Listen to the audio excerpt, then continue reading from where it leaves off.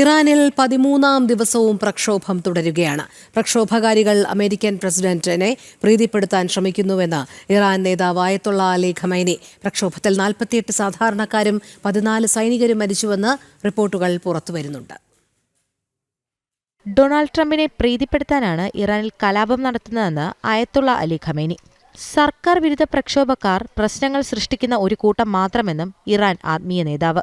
ആക്രമികളെ Trump പിന്തുണച്ചതാണ് പ്രക്ഷോഭകാരികൾ പൊതുമുതൽ നശിപ്പിക്കാൻ കാരണമെന്നും ഖമേനി പറഞ്ഞു. പ്രക്ഷോഭക്കാർക്കെതിരെയുള്ള നീക്കങ്ങളിൽ നിന്നും പിന്മാറില്ലെന്നും അദ്ദേഹം പറഞ്ഞു.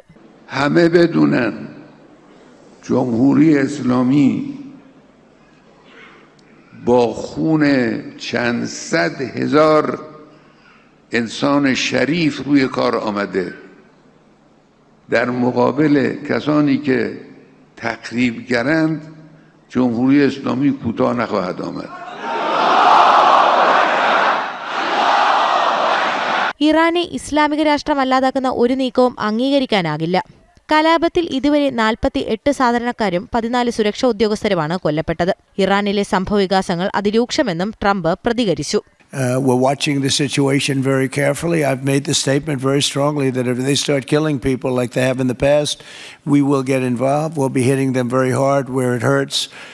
And that doesn't mean boots on the ground, but it means hitting them very, very hard where it hurts. So പ്രക്ഷോഭം അടിച്ചമർത്താനുള്ള നീക്കങ്ങളെ ശക്തമായി ചെറുക്കുമെന്നും നേരത്തെ ഡൊണാൾഡ് ട്രംപ് അറിയിച്ചിരുന്നു. നാണയവിലയിടിവും വിലക്കയറ്റവും വൻ പ്രതിഷേധമാണ് ഇറാനിലാകമാനം വിളിച്ചു വരുത്തിയിരിക്കുന്നത്.